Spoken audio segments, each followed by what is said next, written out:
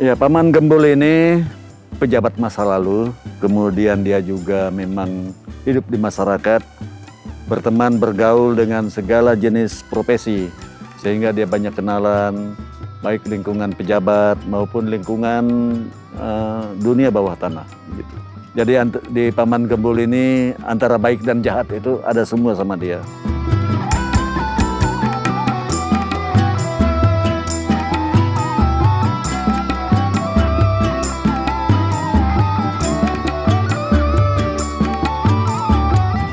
Apa yang terjadi? Tantangan buat saya ya tentu saja dialognya. Karena apa? Dialog di sini menuntut saya harus jadi seorang kakek-kakek. Dan di sana saya senang sekali dengan Mas Edwin karena apa? Di action pun Mas Edwin bisa coba sedetil mungkin supaya orang bisa paham bahwa dalam action itu ada cerita, bukan hanya tentang gedebak-gedebuk, saling pukul atau dipukulin.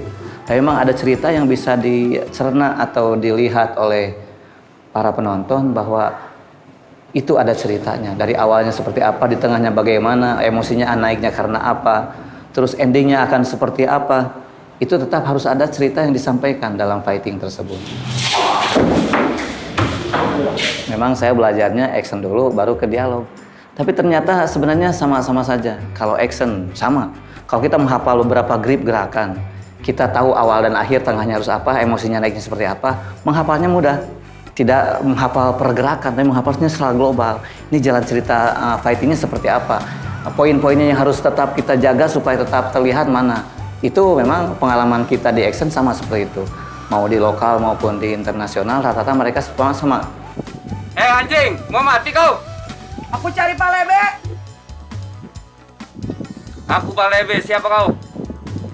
Persiapan reading cukup panjang, persiapan latihan fisik dan beberapa gerakan-gerakan yang dibutuhkan untuk koreografi fightingnya juga punya waktu yang cukup lah untuk mempersiapkan itu semua. Tapi sebagai budi baik, saya merasa saya perlu juga mengerjakan PR-PR saya sebagai seorang pemain gitu ya.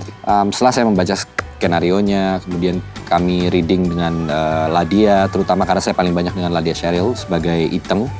Itu cukup banyak gitu waktu untuk bisa reading bersama Mas Edwin sendiri, dan hampir setiap reading pasti selalu sama sutradaranya gitu. That's very important karena vision sutradara tuh saya juga perlu tangkap, dan saya perlu mengerjakan PR saya sebagai seorang pemain di rumah, yaitu saya mencoba menyelami dunianya dulu, dunianya Budi Baik, di mana dia berada, kemudian apa latar belakangnya. Kemudian secara psikologi sebenarnya memang Budi kan berada di ruang yang sangat, mungkin bisa dibilang sangat maskulin gitu ya. Ruang-ruang Budi itu ruang-ruang yang sangat maskulin.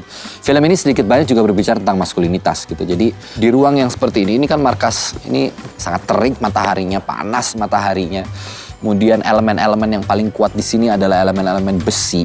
Kemudian kayu, pohon-pohon besar, tanah yang sangat berbatuan. Itu menurut saya akan sangat mempengaruhi bagaimana Budi bergerak gitu. Karena semuanya sangat kasar.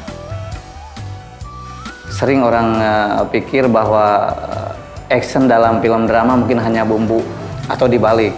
Kadang-kadang orang kalau terlalu fokus ke film action, dramanya suka kurang. Nah, kalau di sini saya bisa rasakan action dan dramanya dicoba disinkronkan, dicoba dipadukan supaya memang satu sama lain saling memberikan daya tarik tersendiri.